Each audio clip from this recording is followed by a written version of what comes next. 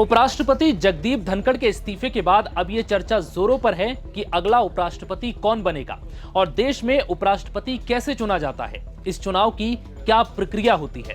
दरअसल जगदीप धनखड़ के इस्तीफे के बाद से ये पद खाली नहीं रखा जा सकता, लिहाजा इस पर 6 महीने के भीतर चुनाव कराना जरूरी है। इस पद के लिए कई नाम सामने आ रहे हैं। अगर समीकरणों और संख्या बलों की बात करें तो संसद के दोनों सदनों में सत्ताधारी एनडीए की स्थिति काफी मजबूत है। उपराष्ट्रपति का चुनाव कैसे होता है, ये जानने से पहले ये समझ लीजिए कि उपराष्ट्रपति का पद महत्वपूर्ण क्यों है।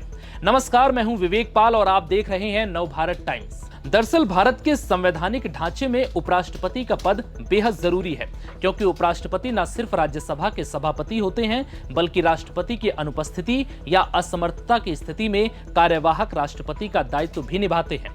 सदन में अनुशासन बनाए रखना, सदस्यों को बोलने की अनुमति देना और बहस को नियंत्रित करना इनकी जिम्मेदारी का हिस्सा होता है।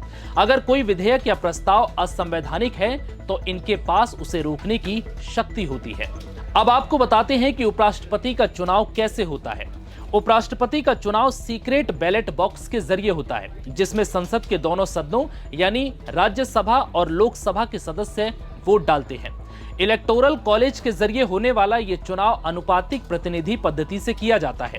अब यह पद्धति क्या है, यह भी आपको बताएंगे, लेकिन यहां सबसे खास बात यह है कि दोनों सदनों के लिए मनोनीत सांसद जहां राष्ट्रपति चुनाव में मतदान नहीं कर सकते, तो वहीं उपराष्ट्रपति चुनाव में ये मतदान कर सकते हैं। लोकसभा में मौजूदा समय में 542 सांसद हैं, तो राज्यसभा में 240 यानी कुल 782 होंगे। इसमें मेजॉरिटी मार्क 392 का होगा। एनडीए के पास इस वक्त 427 सांसद हैं, जिसमें लोकसभा में 293 और राज्यसभा में 134 है, जिसमें 10 नॉमिनेट यानी कि मनोनीत सदस्य हैं।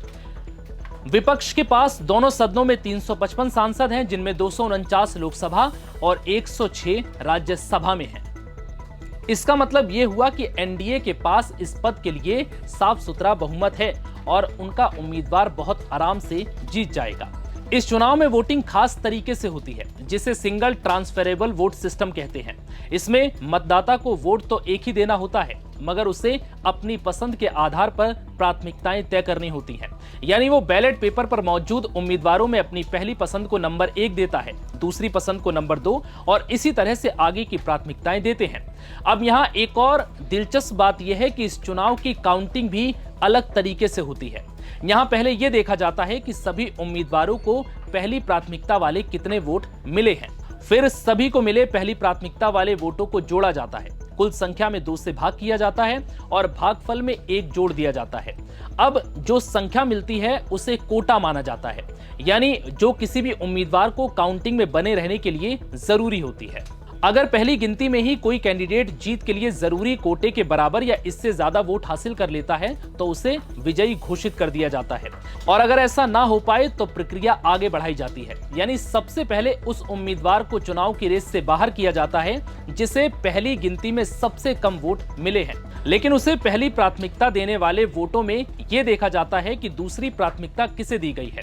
फिर दूसरी प्राथमिकता वाले वोट अन्य उम्मीदवारों के खाते में ट्रांसफर कर दिए जाते हैं। इन वोटों के मिल जाने से अगर किसी उम्मीदवार के मत कोटे वाली संख्या के बराबर या उससे ज्यादा हो जाती है तो उम्मीदवार को विजयी घोषित कर दिया जाता है, और ये उसी दिन हो जाता है। उपराष्ट्रपति के चुनाव में रिटर्निंग ऑफिसर की भूमिका लोकसभा के महासचिव निभाते हैं।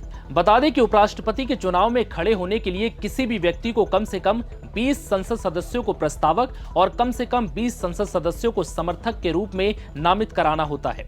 उपराष्ट्रपति के रूप में प्रत्याशी बनने वाले को 15,000 रुपए की जमानत राशि जमा करनी होती है। नामांकन के बाद फिर निर्वाचन अधिकारी नामांकन पत्रों की जांच करता है और योग्य उम्मीदवारों के नाम बैलेट में शामिल किए जाते हैं। अब ये भी जान लीजिए कि देश में पहली बार उपराष्ट्रपति का चुनाव कब हुआ था। देश में पहली बार उपराष्ट्रपति का चुनाव 1952 में राष्ट्रपति चुनाव के साथ ही शुरू हुआ था। डॉक्टर सर्वपल्ली राधाकृष्णन देश के पहले उपराष्ट्रपति बने थे। वो 2 कार्यकाल तक इस पद पर रहे। उपराष्ट्रपति का कार्यकाल 5 साल का होता है। फिलहाल इस वीडियो में इतना ही। नमस्कार।